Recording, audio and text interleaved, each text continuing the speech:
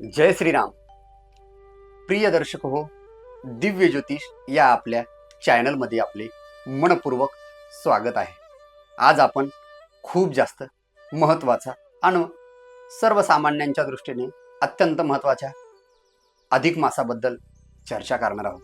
आपण सगळे अधिक मासाबद्दल ऐकतो, पण हा महिना नेमका काय येतो बरं? तो फक्त धार्मिक आहे का, की त्यामागे काही ठोस वैज्ञानिक कारण आहे? आणि सर्वात महत्त्वाचं, या महिन्याचा आपल्या जीवनावर नेमका काय परिणाम होतो? आज आपण या सगळ्या प्रश्नांची उत्तरं अगदी स्पष्ट आणि शास्त्र आधारित पद्धतीने जाणून घेणार आहोत. चला तर मग सर्वात महत्त्वाच्या विषयाकडे वळूया. अधिक मास म्हणजे काय? सर्वप्रथम अधिक मास म्हणजे नेमकं काय असतं ते समजून घेऊया. आपण हिंदू पंचांगाची रचना चंद्राच्या गतीवर आधारित आहे. एका अमावस्या ते दुसरी अमावस्या असा एक आपल्यामध्ये किंवा आपल्या हिंदू धर्मामध्ये एक महिना मानला जातो. अशा 12 महिन्यांचं एक चांद्रवर्ष साधारण 354 दिवसाचं तयार होतं. पण सूर्याच्या गतीनुसार ज्यावर ऋतू आणि वर्ष ठरतं ते वर्ष 365 दिवसाचं असतं. म्हणजेच दरवर्षी साधारण 11 दिवसांचा फरक तयार होतो. हा फरक जर आपण दुर्लक्षित केला तर काही वर्षांनी आपल्या सण उत्सवाची वेळ पूर्णपणे बदलून जाईल. म्हणूनच हा फरक संतुलित करण्यासाठी साधारण 32 ते 33 महिन्यांनी एक अतिरिक्त महिना जोडला जातो. या महिन्यासच शास्त्र अधिक मास असे संबोधतात. अधिक मासाचे वैज्ञानिक आधार किंवा वैज्ञानिक स्पष्ट आणि ठोस मत काय आहे ते बघूया. आता यामागचं वैज्ञानिक कारण समजून घेऊया. चंद्रवर्ष आणि सूर्यवर्ष यामध्ये तफावत भरून काढण्यासाठी ही पद्धत वापरली जाते, ती म्हणजे अधिक मास. ही अगदी तशीच संकल्पना आहे जशी इंग्रजीमध्ये लीफ इयर असतो.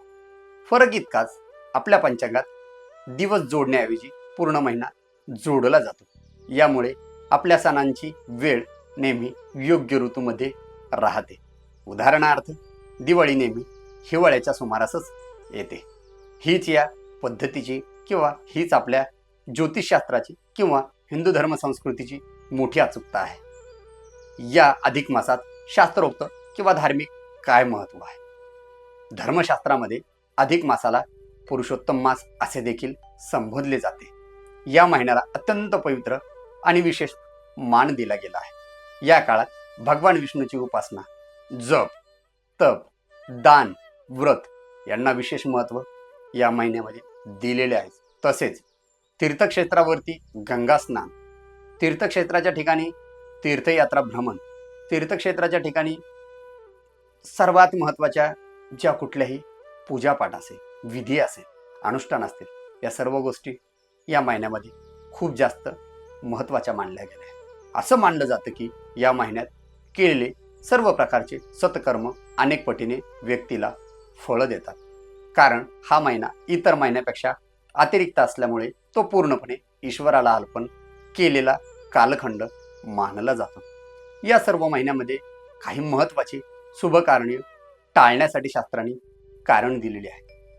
त्यातील सर्वात महत्त्वाचं म्हणजे परंपरेनुसार अधिक मासात लग्न, विवाह संस्कार, कुठल्याही पद्धतीचे गृहप्रवेश यासारखी सर्वात मोठी जी कुठलीही शुभकार्य असतील त्यांना टाळले जातात. यामागे अंधश्रद्धा नसून एक विचार आहे. हा महिना भौतिक गोष्टीसाठी नव्हे तर आध्यात्मिक उन्नतीसाठी राखून ठेवलेला आहे.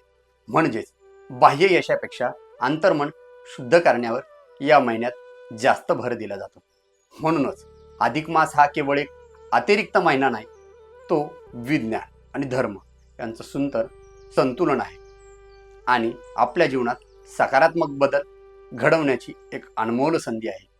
चला तर मग या अधिक मासात आपण एक छोटासा संकल्प करूया.